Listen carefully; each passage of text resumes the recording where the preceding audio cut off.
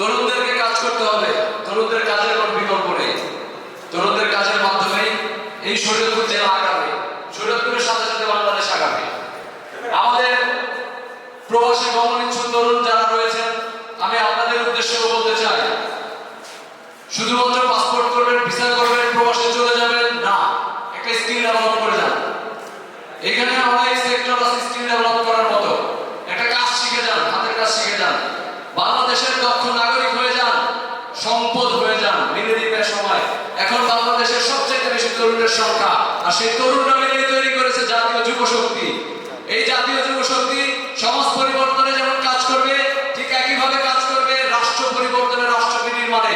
আমরা এটা প্রত্যাশা করি এবং আমরা মনে করি জাতীয় যুব শক্তি শরীয়তপুরের যে কমিটি গঠন হয়েছে, সেই কমিটি শরীয়তপুরের সমাজকে পরিবর্তনের জন্য কাজ করবে, শরীয়তপুরের অর্থনৈতিক পরিবর্তনের জন্য কাজ করবে, শরীয়তপুরের মানুষের সামাজিক সংহতি বজায় রাখার জন্য, সাম্য মানবিক মর্যাদা, সামাজিক সুবিচার প্রতিষ্ঠার লক্ষ্যে কাজ করবে।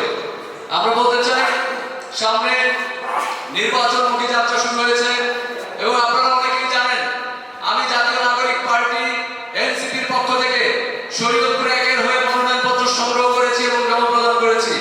আমাদের সাক্ষাৎকার শেষ হয়েছে, পার্টি সিদ্ধান্ত নেবে তারা কাকে মনোনয়ন দিবে। তো তার আগে আমি এই শরীয়তপুরের মানুষের সাথে কানেক্টেড হয়েছি এবং দীর্ঘ সংগ্রাম লড়াইয়ের পরে আজকে এখানে এসেছি।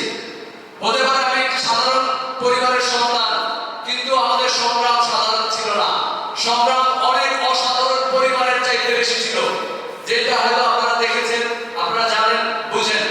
তো আমরা এটা বলতে চাই, যদি পার্টি আমাদেরকে মনোনয়ন দেয়, আমরা মনোনয়ন পেয়ে যাই, তারপরেও শরীয়তপুরের মানুষের জন্য আমরা কাজ করব ইনশাআল্লাহ। যদি আমরা ভোট পাই কিংবা নাও পাই, তাও শরীয়তপুরের মানুষের জন্য কাজ করব, ঠিক যেভাবে বিগত দিনে করেছি, এখন করছি, ভবিষ্যতেও করব। এই সমাজে, রাষ্ট্রে, কাঠামো সকল কিছু পরিবর্তনের দায়িত্ব আমাদের। এবং আপনারা জানেন যে ৭১-এ মহান মুক্তিযুদ্ধ হয়েছে, সেই মুক্তিযুদ্ধে একটি জেনারেশন কিন্তু আত্মহতি দিয়েছে, একটি জেনারেশন স্যাক্রিফাইস করেছে, তাদের ক্যারিয়ার বিসর্জন দিয়েছে, তাদের জীবন বিসর্জন দিয়েছে, তারা রক্ত দিয়েছে, এরপরে দেশ স্বাধীন করেছে।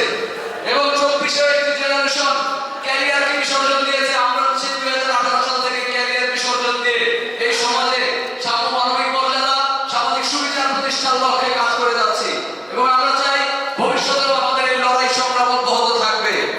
আমাদের পাশ থেকে অনেক ভুল আপনারা কেড়ে নিতে পারবেন, বসন্ত ঠেকাতে পারবেন না, বসন্ত ঠেকানো সম্ভব না।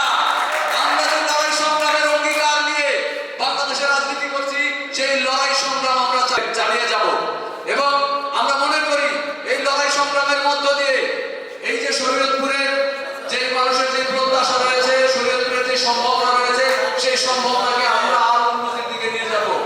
আমি যদি সংক্ষেপে আপনাদেরকে বলি, আমাদের চর কেন্দ্রিক যে সম্ভাবনা রয়েছে, আমাদের নদী কেন্দ্রিক যে সম্ভাবনা রয়েছে, আমাদের কৃষি শিল্পীতে যে সম্ভাবনা রয়েছে, আমরা সকল সম্ভাবনাকে জাগিয়ে তুলব এবং উন্নতি করব এই জায়গাগুলোতে।